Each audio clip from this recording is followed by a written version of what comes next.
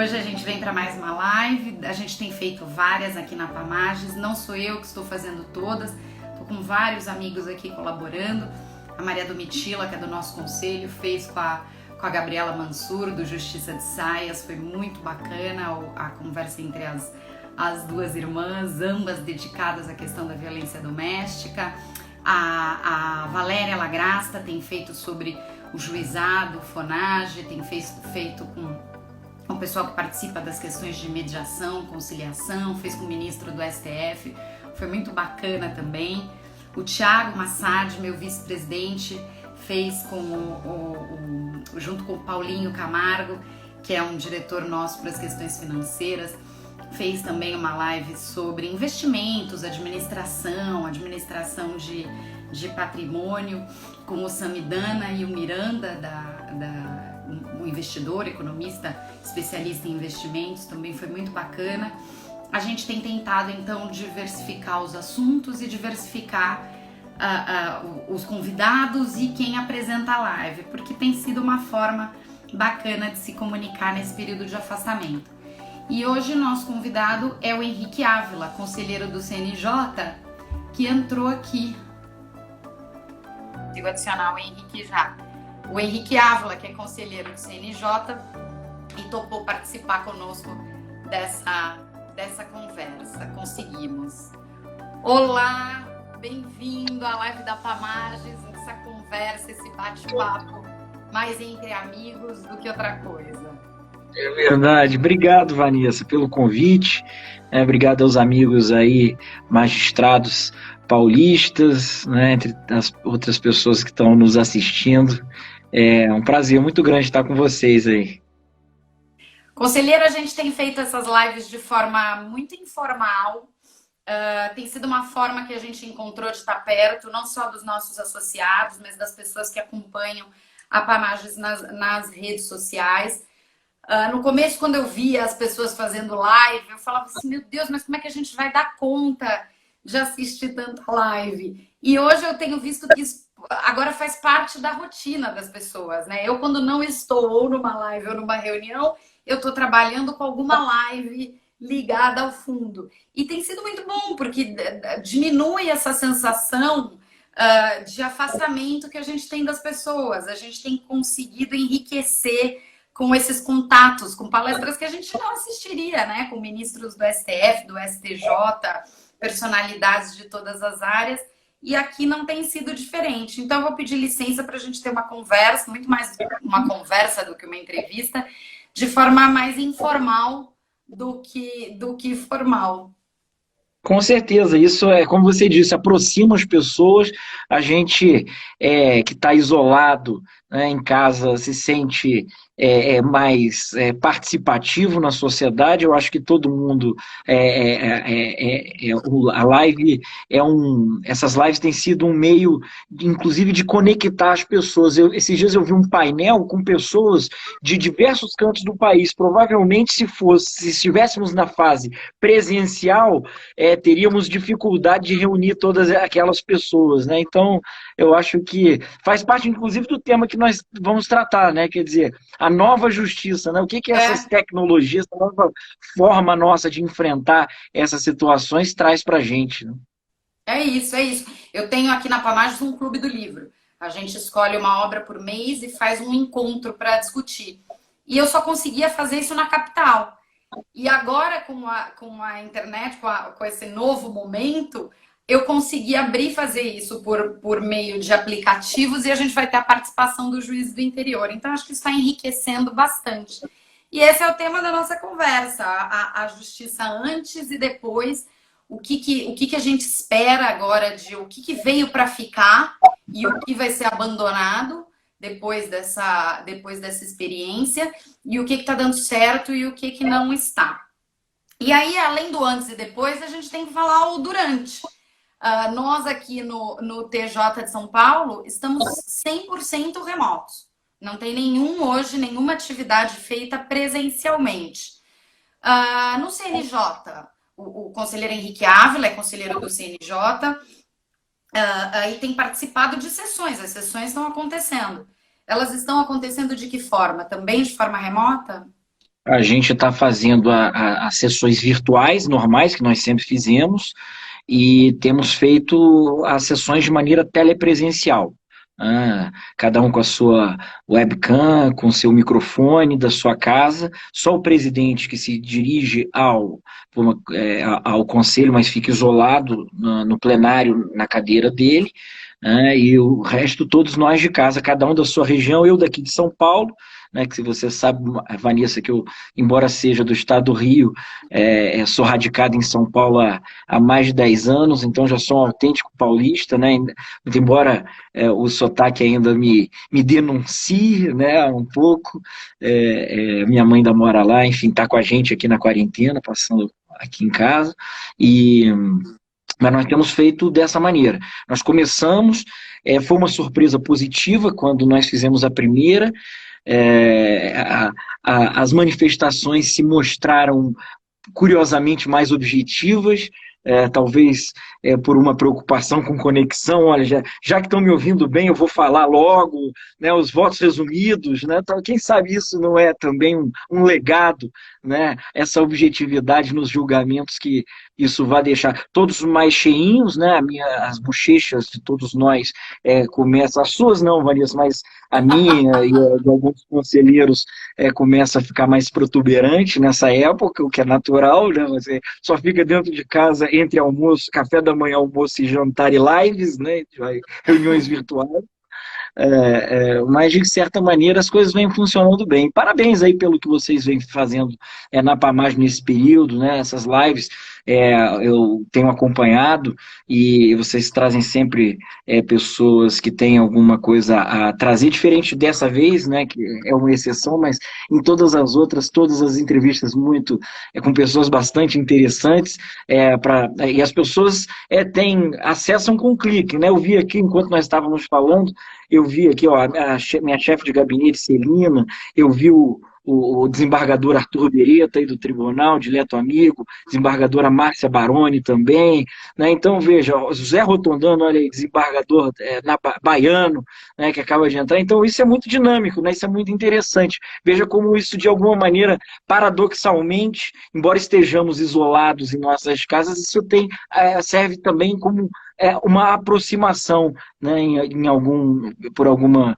ótica, né? Que interessante isso. É verdade, aproximação, a gente consegue reunir.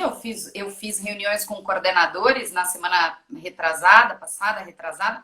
Eu reuni mais de 130 coordenadores em 4 ou 5 reuniões, que é coisa que eu não conseguiria fazer num período normal, se fosse presencial. E estamos produzindo mais do que nunca. Aqui no âmbito associativo, a gente faz ofícios, reuniões, telefones, contatos. Aqui é uma gama muito grande. E a gente marca as reuniões sem intervalo, porque elas têm hora para começar e hora para acabar. Agora, os magistrados que estão na judicatura estão produzindo como nunca. Eu tenho os números aqui de São Paulo, batendo os 5 milhões de atos praticados entre decisões e sentenças e acórdãos. A produção do TJ está imensa, está explodindo, e eu vejo que o CNJ, eu tenho acompanhado que o CNJ tem feito um ranking de produtividade, tanto de produtividade quanto de arrecadação nos estados. Mas a produtividade tem efetivamente se mostrado alta no Brasil inteiro, não tem? Tem sim, tem sim. Isso é uma coisa interessante, foi ótimo você tocar nesse assunto, né? Se a gente puder pensar na justiça antes e depois dessa pandemia. Vejam que coisa interessante. Nós todos temos nos aperfeiçoado em termos tecnológicos. Naquele primeiro momento, né, todos nós nos lembramos, quando houve a decretação por parte do Congresso Nacional de calamidade pública, todos nós ficamos perplexos e curiosos, né, sobre como agir. Eu acho que o CNJ foi muito feliz, não é porque, enfim, faço parte do gabinete de crise instituído pelo presidente Toffoli, não, foi uma decisão coletiva. Acho que o CNJ foi muito feliz, quando na resolução 313 adotou 3 medidas fundamentais. A primeira delas é a suspensão de prazos, né? Eu acho que era um momento em que todos precisávamos ver o que ia acontecer. Estávamos realmente num momento de muita instabilidade e insegurança. Acho que aquilo foi muito importante naquele momento. Em segundo lugar, definir como caminharia a justiça. Uma deliberação também muito importante foi o fechamento dos fóruns. Cada tribunal estava caminhando num sentido, claro, até porque há muitas, nós sabemos, peculiaridades região para região, mas eu acho que a medida que o CNJ tomou naquele momento e que se mantém até hoje de fechamento dos fóruns é muito importante, seguindo os indicadores das autoridades sanitárias e de saúde. E a segunda delas, e acho que a terceira delas, perdão, que diz respeito mais ao que você disse, Vanessa, da produtividade do juiz, é o trabalho remoto. Né? Muitos tribunais, naquela de tentar resolver os problemas imediatamente, por cautela mesmo, né, corretamente, mas estavam instituindo o plantão, aquele plantão do final do ano, né? Outros mantiveram o trabalho normal, então também por isso o CNJ foi chamado a entrar no assunto, quer dizer, para uniformizar esse trabalho em todo o Brasil. E essa medida do CNJ de cerrar as portas do fórum, mas ao mesmo tempo de manter o funcionamento e o trabalho remotamente de todos os juízes e servidores do Brasil é algo que tem se mostrado muito importante e muito interessante, sobretudo nesse ponto que você chamou a atenção na produtividade do juiz. Vejam o seguinte, claro, nós tivemos problemas, né?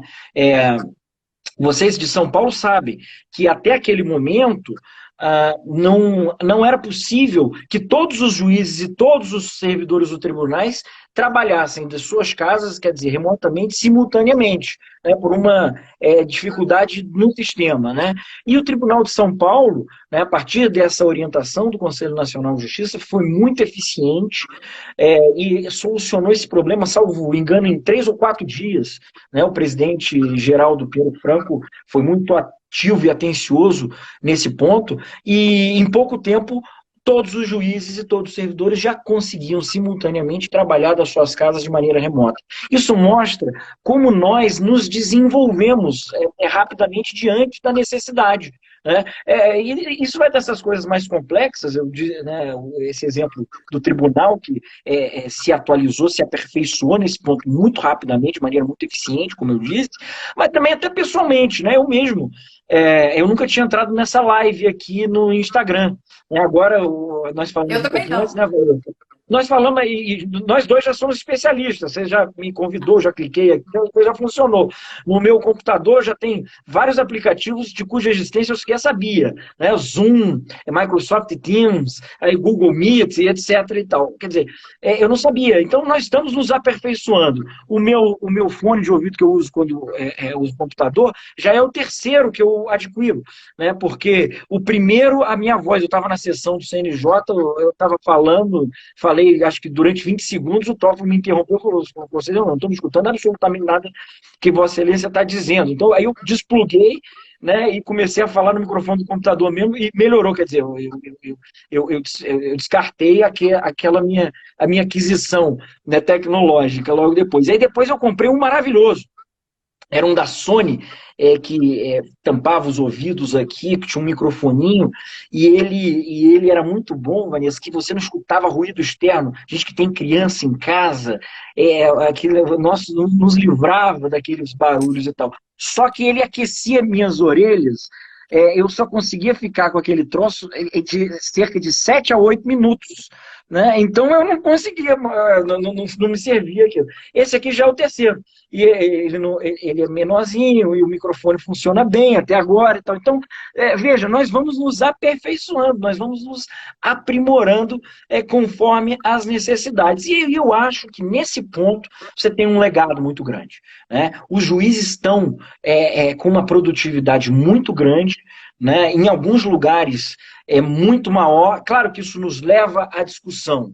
Né? Eu sempre tive uma dificuldade de apoiar o trabalho remoto no judiciário. Hoje eu já tenho revisto isso por conta dessa produtividade que o judiciário alcançou, né? Juiz, principalmente, eu estou falando de juiz, mas né, a dificuldade do trabalho remoto, não sei, o juiz aquela coisa do fórum, enfim, sempre fui o estagiário da barriga no balcão, então eu sempre vi aquilo como uma necessidade. Agora, a tecnologia vem, né? Nós estamos aprendendo, a produtividade, como você disse, está muito alta.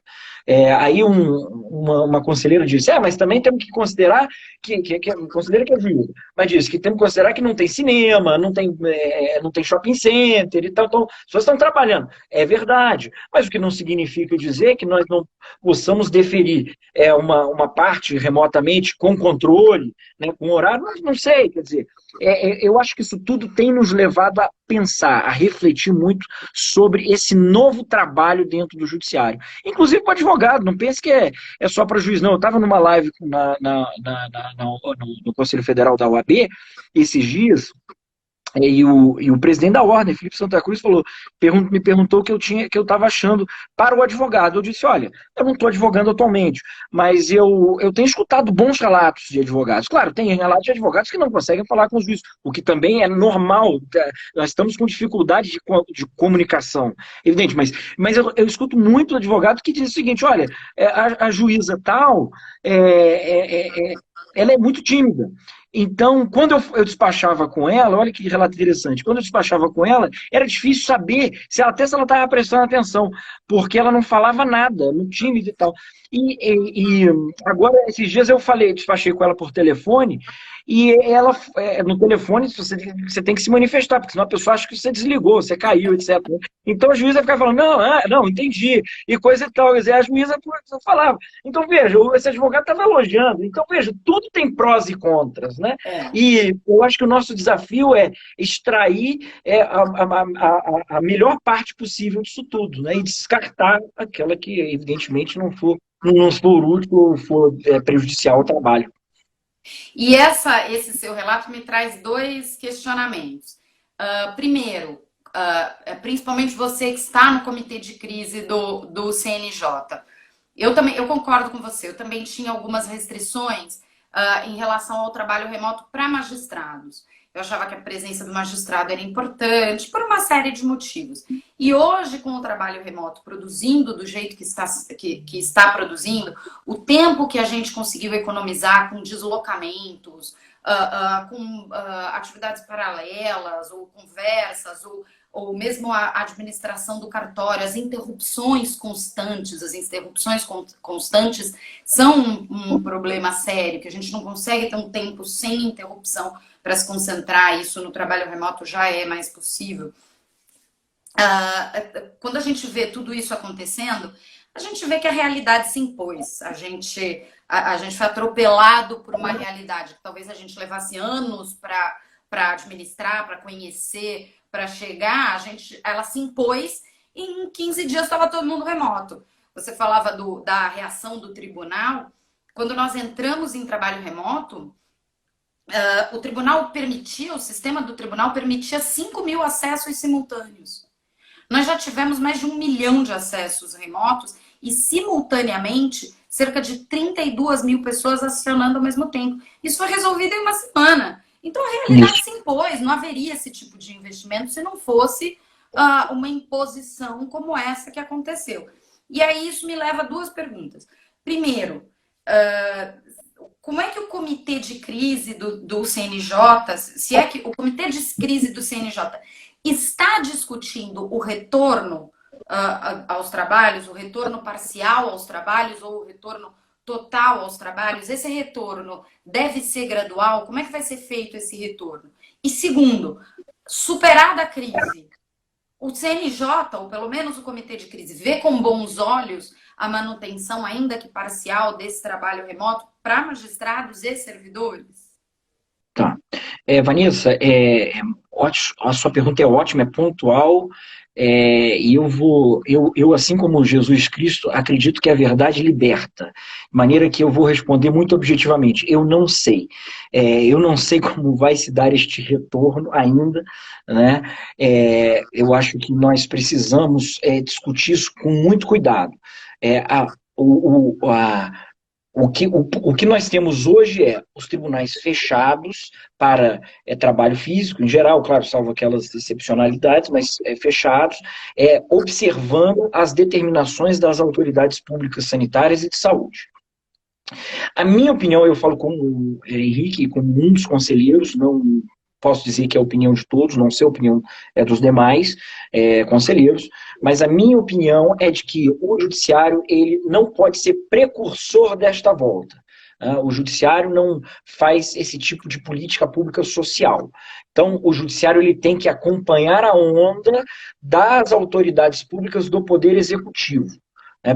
Ainda que as autoridades, a direção dos tribunais, a direção do Poder Judiciário esteja exercendo um papel executivo, ela não pode ser protagonista desta volta. Então, é preciso que as autoridades públicas determinem a volta porque são do Poder Executivo, porque são elas que têm melhores condições de avaliar, elas que estão diante de estudos, né, das autoridades mundiais e nacionais e regionais de saúde e sanitárias que podem chegar a essa conclusão de uma maneira mais adequada. E o judiciário tem que seguir esta onda. Então, primeiro nós precisamos nos perguntar, os shoppings estão abertos?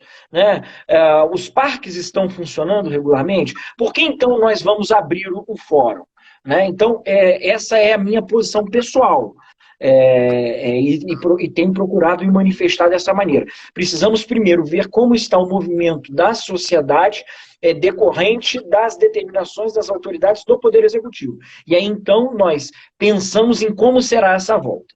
É verdade, nós já tivemos uma reunião em que tratamos mais ou menos de quando vai ser essa volta, não chegamos a essa conclusão, até porque as coisas têm... a situação tem mudado muito, né? A situação social tem mudado muito de semana a semana, mas nós discutimos na última reunião, na segunda-feira nós vamos ter uma outra reunião do Gabinete de Crise para discutir este tipo de coisa.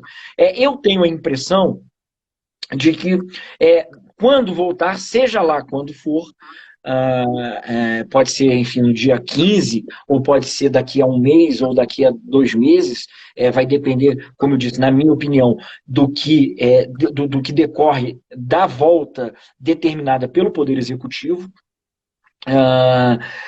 Nós temos debatido como será essa volta. Eu acredito que essa volta vai ter que ser, de alguma maneira, cautelosa, né, de alguma maneira pontual e passo a passo, porque mesmo quando voltar, eu acho que nós vamos ter que voltar revestido de cautelas, porque acho que, número um, nós não vamos conseguir segurar até o final da crise, porque a gente tem um trabalho, quanto mais tempo a parte que fica parada permanece suspensa, mais prejuízo ela gera, né? No início, o prejuízo vai sendo controlado.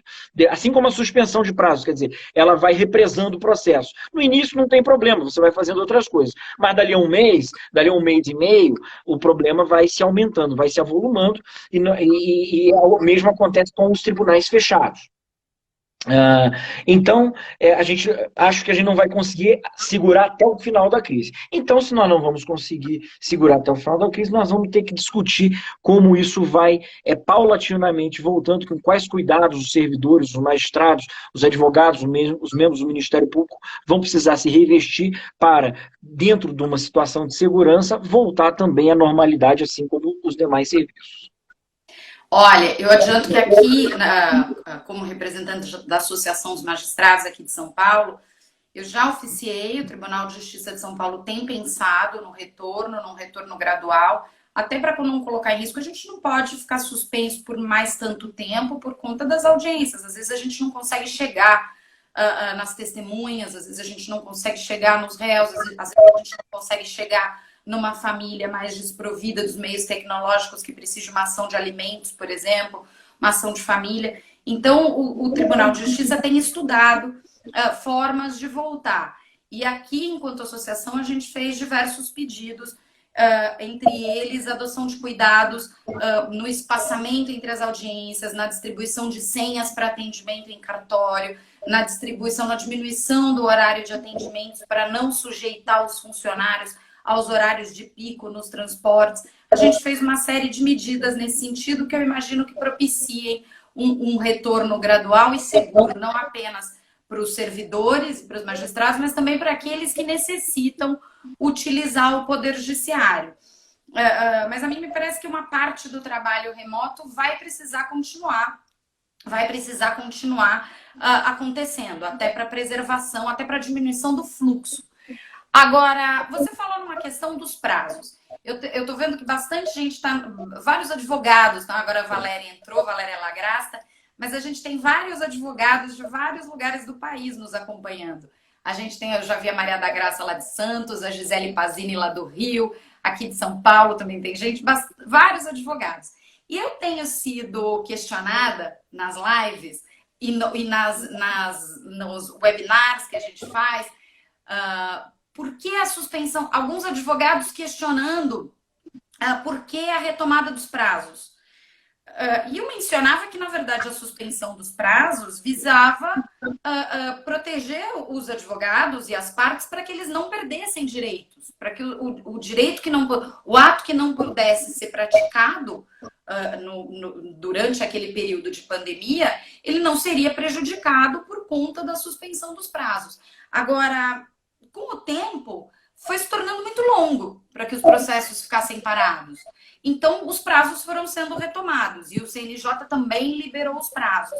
A minha dúvida é a seguinte: a suspensão dos prazos ou a retomada dos prazos, isso tem sido conversado tanto com o Poder Judiciário como com a OAB? Isso tem sido um pleito da OAB? Então, a OAB fez uma pesquisa. Claro, foi uma pesquisa pela internet, né, mas parece que teve bastante resposta. A classe parece que se mobilizou bastante e respondeu. E suspende, os prazos eletrônicos permanecem suspensos ou voltam? E parece que foi assim, 52% a 48%. A classe dos advogados está muito dividida. Tá? O que é importante destacar nessa questão dos prazos, quando o CNJ lá atrás deliberou pela suspensão de todos os prazos, a OAB foi favorável. A OAB foi favorável, acho que foi uma medida muito importante, de muita cautela, porque era um momento em que ninguém sabia como as coisas funcionariam. E era um momento de exigência máxima de desmobilização. E o advogado, quando ele vai cumprir um prazo, ele precisa de um documento, ele precisa falar com o seu cliente, ele precisa de ter acesso à doutrina, ele precisa de as coisas mais simples do mundo, um token, né, que muitas vezes fica no seu escritório. Então, e falar com o seu cliente que estava desmobilizado também, estava indo trabalhar remotamente. Então, você, naquele momento, exigir do advogado o cumprimento do prazo, quer dizer, imputar ao advogado aquele ônus, não parecia recomendável. Claro, a suspensão do prazo não significa que ele não pode cumprir, né? Então, ele pode cumprir naturalmente, os processos estavam em curso, as publicações acontecendo, então, na verdade, não se obrigava o advogado, não se dava a obrigação do advogado de cumprir os prazos. Bom, isso foi um ponto. Nesse período, foi aquilo que nós falamos. No início, a suspensão do prazo não gera sistemicamente um problema tão grande, porque os juízes têm outras coisas para fazer, têm outros processos para decidir, sentenças para proferir, acervo, que é natural, né, com essa avalanche de processos que todos que temos no judiciário brasileiro. Então, agora, quando a suspensão do prazo vai se alongando muito, o problema começa a ficar mais evidente, né? Há um represamento de processos maior. E aí entendemos um tempo depois, quando nós já nos aperfeiçoamos na tecnologia, no uso e tal, as coisas foram melhorando e os prazos foram voltando para a segunda instância, enfim, para os tribunais superiores, e na primeira instância também, salvo quanto a atos específicos mais complexos, que exatamente os advogados precisariam buscar aqueles documentos. A OAB, isso foi um pleito da OAB também. Né? Isso foi um pleito da OAB que foi atendido quase que integralmente E agora nós estamos avaliando sempre isso, semanalmente, como essas coisas estão funcionando, né? Então, eu acho que nesse gabinete de crise há um representante do Conselho Federal da OAB, há representantes do Conselho, há representantes do Ministério Público, o próprio Procurador-Geral da República faz parte do grupo, há representantes das associações, né? A Renata Gil, por parte da MB, as representantes da Associação dos Magistrados, Nacional dos Magistrados, representantes da Associação dos Juízes Federais também. Então, a gente procura exatamente fazer esse fórum de discussão, ouvir todos os lados e chegar com as melhores conclusões. O que é algo que nós precisamos estar atentos é que os prazos voltando, a verdade é que o advogado precisa se mobilizar. Né? Isso é algo que a gente não pode fazer abstração. Os prazos voltando, o advogado, pela responsabilidade que ele tem dos prazos, os prazos do advogado são preclusivos, e ele precisa ir ao seu escritório, ele precisa fazer um prazo adequado, ele precisa falar com o seu cliente, ele muitas vezes, o processo é eletrônico, mas o advogado precisa digitalizar, escanear documentos para submeter ao juiz. Então, há uma mobilização, ainda que parcial, ainda que dentro do estritamente necessário. Então, essa é uma deliberação política difícil de se fazer.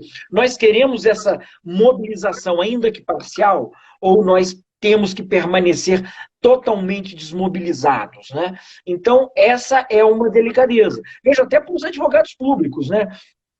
O juiz, muitas vezes, ele trabalha de casa e recebe os processos, né? Ele trabalha mediante a inércia, mediante provocação na inércia, então ele recebe aquilo.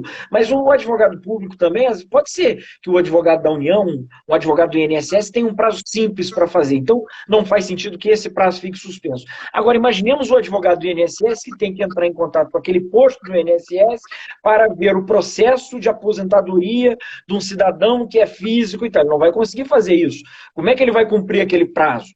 Né? Então, vejam, tem muitas dificuldades que podem ser geradas no dia a dia. Então, essa é a dificuldade de trabalhar de maneira genérica.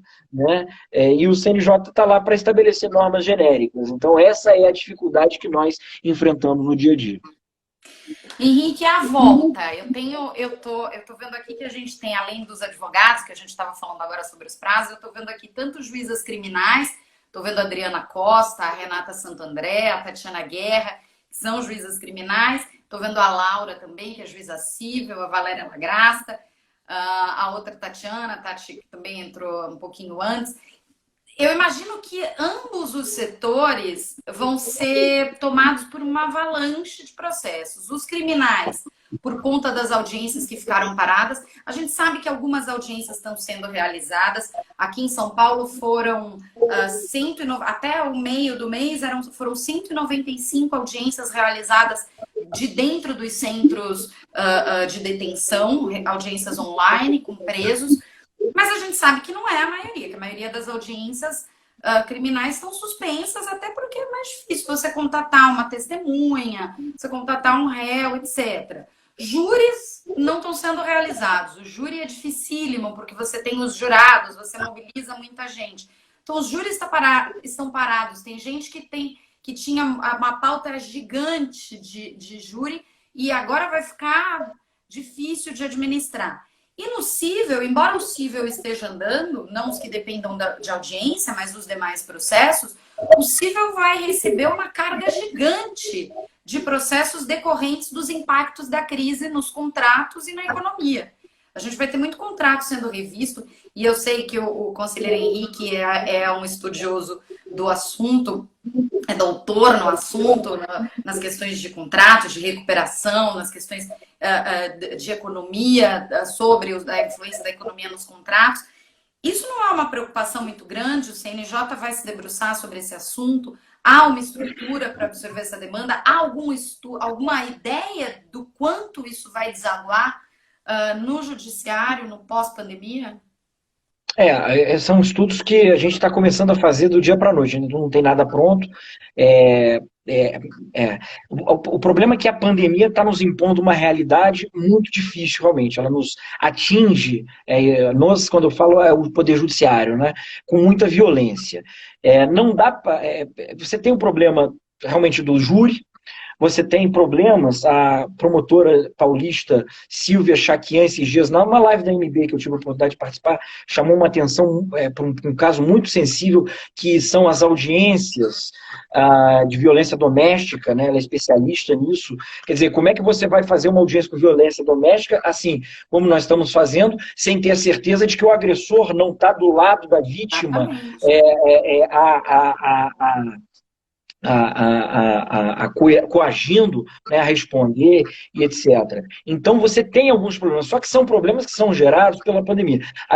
É muito difícil você consertar esses problemas por decreto, né? Você, veja, o problema do júri, esses dias foi submetido ao CNJ, um problema muito delicado, há pautas enormes, tribunais de júri suspensos, mas como é que você vai fazer? Você vai abrir, então autorizar o tribunal, a audiência do júri, os júris a funcionar. Mas aí como é que você vai garantir, né, um corpo de jurados, os escreventes, os juízes, o promotor, né, o réu, a família do réu que normalmente acompanha? Quer dizer, você vai abrir o fórum para isso, e você vai conseguir manter o controle disso em todos os cantos do Brasil, né? São 18 mil juízes, 91 tribunais, mais de 5 mil municípios. Então, em geral, esse é um problema muito difícil de ser solucionado e provavelmente ele só vai ser solucionado quando a luz do fim do túnel aparecer. Por isso é que a gente, nessa última reunião, tomamos a deliberação de suspender a vigência dessas 3 resoluções do CNJ, que institui o trabalho atualmente, 313, 314, 318, até o dia 14. Né? Por quê? Porque antes disso nós vamos nos reunir novamente, vamos analisar o panorama para ver se é possível uma volta. Na última reunião, semana passada, nós realizamos, nós entendemos que ainda não era possível essa volta. Temos que também ter em mente, Vanessa, que o Brasil também tem muitas regiões diferentes. São Paulo e Rio, Ceará, Pará, tem uma situação mais complicada em termos de pandemia. Né? Hoje, o coronavírus está atingindo essas localidades com mais rigor. No sul do país, por exemplo, a coisa parece que está andando melhor. Os tribunais já têm postulado a volta a abertura dos fóruns ao CNJ. Mas, de novo, essa é uma deliberação muito delicada. Se você for checar como anda o comércio lá, como anda o poder executivo lá, também ainda estão, de maneira incipiente, ensaiando um retorno. Então, o que significa... E aí a gente volta naquela fala do início, né, da nossa conversa. Me parece, de novo, faço esse destaque, é uma opinião minha, não falo pelo CNJ, falo não sei a opinião dos colegas, mas eu penso que o Poder Judiciário não deve ser o precursor da abertura. Né? Ele deve acompanhar a abertura vinda do Poder Executivo e, consequentemente, da sociedade. E aí o Judiciário, ciente de que esse é o andamento das circunstâncias, abre. Né? Ele não pode abrir previamente. É uma questão de até para resguardar o Poder Judiciário. Quer dizer, ele não entrar em disputas políticas, o Poder Judiciário não pode correr o risco de errar. Imagine, nós realizamos um tribunal do júri, né, num município em lockdown, os jurados, a família do réu, né, o juiz, o promotor fazem o possível para estar lá, estão lá com todas as dificuldades, e um de lá sai doente, né? Ou então todos pegam porque um passa. Quer dizer, o judiciário pode expor a sociedade, o jurisdicionado, os servidores, né? Os magistrados, os atores do sistema de justiça a isso, né? Sem um respaldo do Poder Executivo, de novo, tem melhores condições de fazer a avaliação sanitária e de saúde do que o Poder Judiciário, quer dizer, eles estão lá para isso, né? Então, essa é uma dificuldade que nós enfrentamos. Acho que nós podemos rever isto agora para o dia 14, e vamos ver qual vai ser a solução a ser adotada a partir do dia 15. Não está nada descartado, a abertura não é descartada, né? Porque, de novo, as coisas mudam semanalmente, mas também uma nova suspensão também não é descartada. Né, Henrique? Eu falava isso outro dia para um grupo de coordenadores que me questionava: como é que vai ser na semana que vem? Como é que vai ser a volta e tal? A gente não tem respostas para 10 dias, né? Nossas decisões não conseguem durar 10 dias, porque tudo muda dependendo das circunstâncias, do número de mortes, do pico, da curva. Exato. Das decisões sanitárias, das descobertas da medicina, tudo isso muda. Acho que quer um exemplo, Vanessa, de alguém que está dentro do gabinete de crise instituído pelo presidente Toffoli, como é o meu caso. Nós suspendemos os prazos pela resolução 313. E aí, as associações de magistrados, a própria OAB começou a postular por uma volta, ainda que gradual, dos prazos. Fizemos a 314. Na qual os prazos voltaram, a partir do qual os prazos voltaram, foi a partir do dia 4 do mês de maio. Foi isso. 2 semanas depois, nós fomos violentados com lockdowns pelo Brasil afora. Como é que faz? Determinamos a volta dos prazos e em alguns estados tivemos lockdown. E aí, a OAB, a Associação de Magistrados, tribunais, voltam ao CNJ dizendo: muito obrigado por terem determinado a volta dos prazos, mas agora nós precisamos suspender de novo. E aí, fizemos a 318 por conta disso. Né? Então, vejam, a dificuldade que é você normatizar algo que é muito instantâneo, que é muito volátil, que varia muito semanalmente. Bem vistas as coisas, eu sou um otimista, as mudanças há um mês e meio estavam ocorrendo diariamente. As mudanças agora ocorrendo semanalmente, eu acho que pode ser como algo positivo, né? Então, veja, mas essas deliberações são muito complicadas. Imaginem uma situação absolutamente hipotética, não estou me baseando em nada para dizer isso, mas que a gente autorize a volta do tribunal do júri. E aí tem a intimação de partes, e, enfim, de advogados e de todos. E aí, num dia, vem o governador do estado respectivo e determina um lockdown. Quer dizer, como é que vai fazer aquilo? Quer dizer, o problema fica maior do que o que nós temos. O que nós todos precisamos compreender é que o cobertor é curto. Não adianta. Você puxa aqui, descobre ali, puxa ali, descobre ali. Não tem o jeito. O que nós precisamos fazer é trabalhar como nós temos trabalhado. Né? Nós, o CNJ, todos os juízes, todos os advogados, vocês das associações, Vanessa, têm feito um trabalho maravilhoso nisso, de levar, né, a postulação dos juízes nesse momento para as pessoas que decidem, trabalhar em colaboração, em cooperação, um compreendendo o outro. Né? Se um advogado aparecer no fórum e disser: senhor juiz, eu não consigo cumprir aquele prazo, quer dizer que o juiz tenha a sensibilidade, a percepção de compreender que realmente o advogado pode estar passando por dificuldades maiores do que o próprio magistrado, ele próprio magistrado. E, ao mesmo tempo, eu tenho dito isso para os colegas advogados, para as pessoas na OAB, é preciso que o advogado também atue com o máximo da boa-fé. Né? Ele leve ao magistrado o problema que ele efetivamente está tendo. E não seja aquele advogado que, por ser o representante do executado, né, para atrasar um pouquinho mais a execução, aí uma expropriação, né, uma penhora, vai dizer que não tem condição de cumprir aquele prazo, que na verdade é só dizer se concorda ou discorda de alguma coisa, quer dizer, algo que ele poderia fazer numa só página pelo seu computador, coisa que ele já faz diariamente, porque mais de 80% dos processos são eletrônicos. Então, eu acho que é preciso ter essa consciência, essa colaboração. E aí, Vanessa, se me permite, entra aquilo que você disse, que as sessões online, né, as reuniões online têm acontecido de maneira muito objetiva e de uma maneira bastante solidária entre todos os participantes. Né? Isso está sendo bonito de ver, né, como a nossa evolução, além de tecnológica, tem sido também humana. Né? Nós estamos colaborando muito mais. Eu brinco no CNJ que a primeira sessão que nós tivemos por teleconferência não houve divergência. Né? Quando havia divergência, o relator falava, não, mas eu adiro aí a proposta de Vossa Excelência e coisa e tal. Quer dizer, a solidariedade estava chegando ao mérito dos processos. Né? Quer dizer, o que de alguma maneira é uma brincadeira, evidentemente, mas é bonito isso. A gente vê que todos nós estamos, na maior parte dos casos, colaborando uns com os outros. Eu tenho certeza, eu estou vendo 3 questionamentos aqui nos comentários, por isso que às vezes eu ponho óculos para conseguir ler os comentários.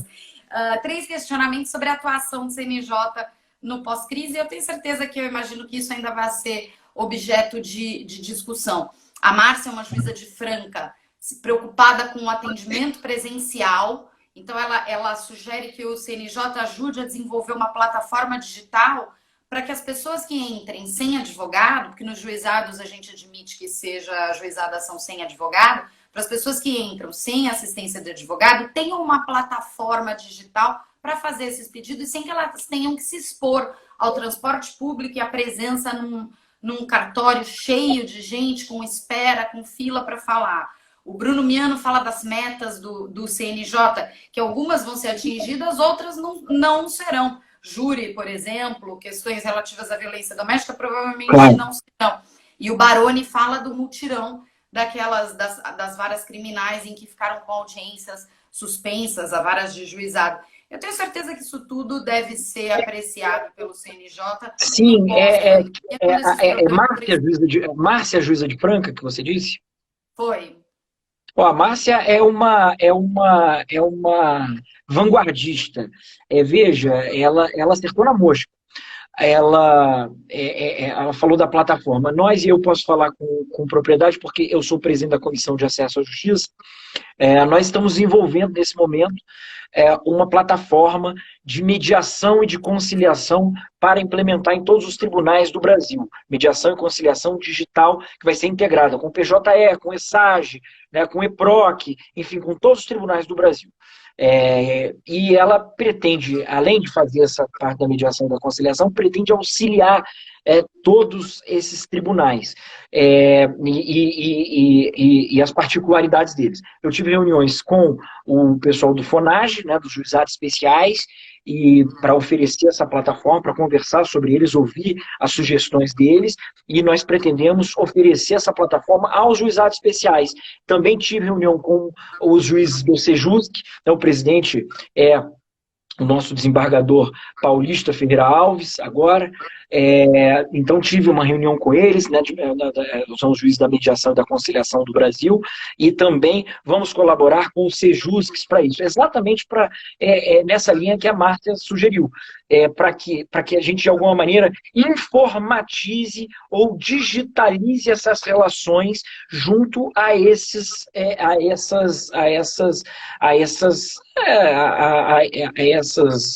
varas, né, essas unidades judiciárias, melhor dizendo, juizados especiais e sejusc, que agora são unidades judiciárias desde o ano passado.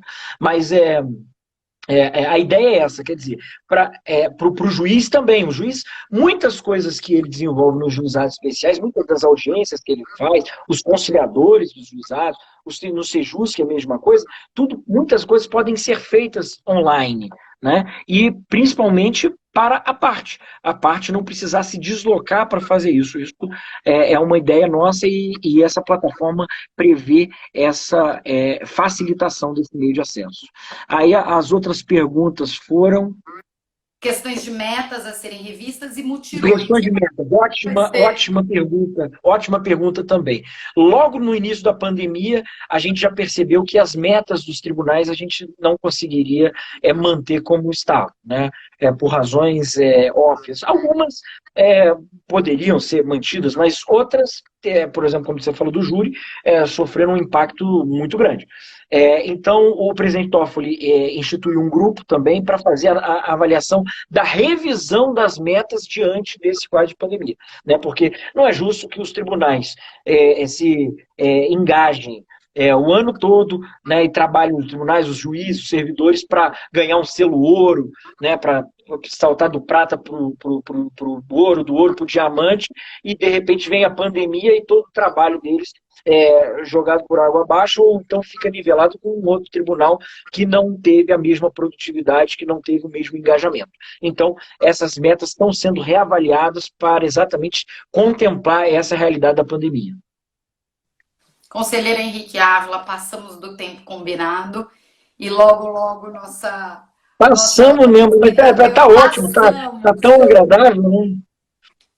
E eu ainda queria falar das arrecadações que o Poder Judiciário tem feito, das verbas que tem destinado ao combate do vírus. Tenho visto que o CNJ também tem um ranking sobre isso, que eu acho que é importantíssimo que a sociedade saiba disso, que às vezes eu sou questionada, mas qual a contribuição que o Poder Judiciário vai dar ao enfrentamento da crise? O Poder Judiciário está dando uma contribuição enorme ao enfrentamento da crise, uma contribuição tecnológica, uma contribuição de reorganização do trabalho, de produtividade e, além disso, financeira. Juízes do país inteiro, juízes criminais, juízes civis do país inteiro estão revertendo prestações pecuniárias em prol do combate à doença, em prol de hospitais, em prol de institutos de pesquisa.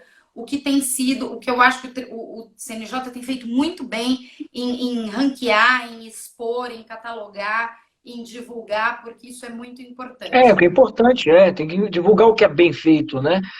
Não, e outra coisa, né, Vanessa? O judiciário, desde o primeiro momento, ele está trabalhando 100%.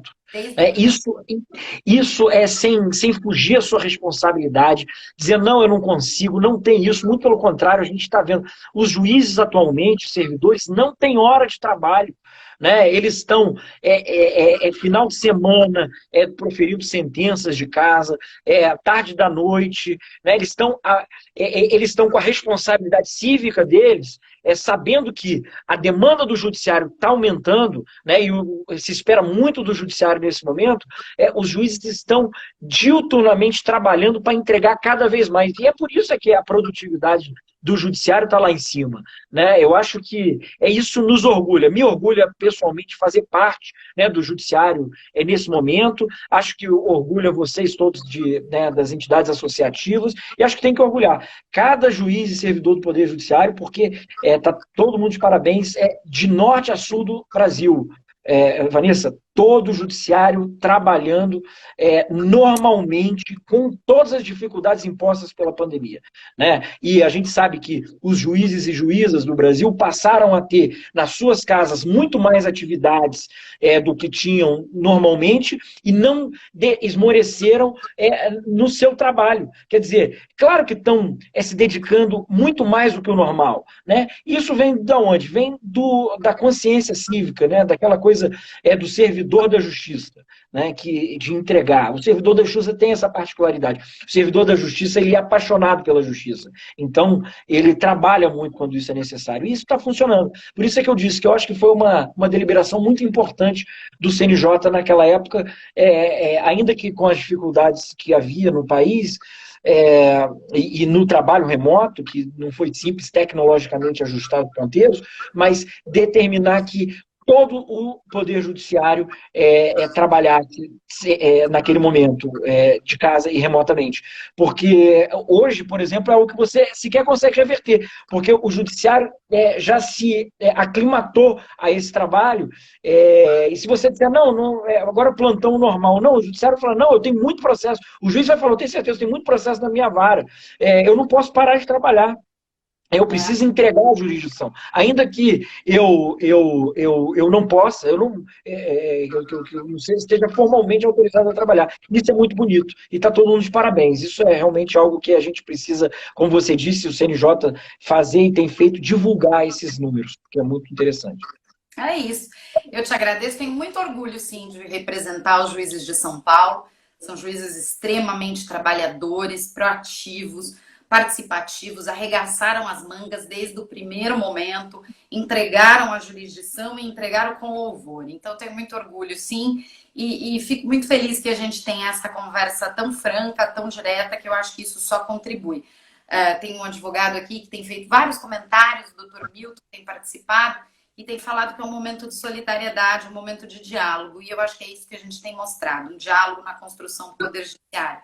Agradeço, nossa casa está sempre de portas abertas para o conselheiro Henrique Ávila, se quiser falar conosco ao vivo, se quiser falar conosco online, a Pamage está de portas abertas para o conselheiro. Muito obrigado, Vanessa. Você sabe que eu sou um amigo da Pamage, sou amigo da Magistratura Paulista, sou seu amigo, nós somos amigos pessoais, seu, do Fernando, são todos amigos muito queridos. Tiago, seu vice-presidente, também meu dileto amigo, João de Oliveira, Clarissa, né, todos os seus, e entre tantos outros que estão com você aí na associação.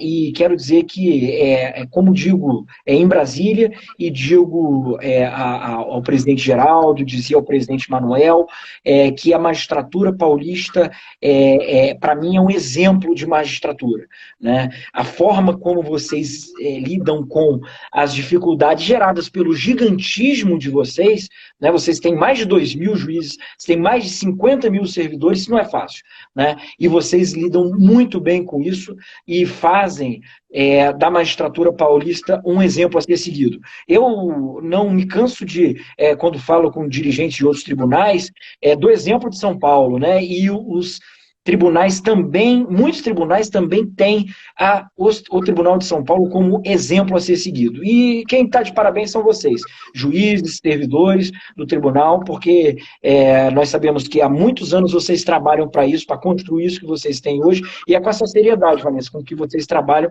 que vocês constroem isso. Obrigada, Henrique. Um beijo grande. Vou encerrar antes que sejamos encerrados. Antes que sejamos agradecer os juízes que acompanharam, os nossos associados, os servidores, os advogados, todos aqueles que acompanharam a nossa conversa e que acompanham as nossas redes sociais. Um abraço a todos e até mais. Obrigado, tchau. Até mais.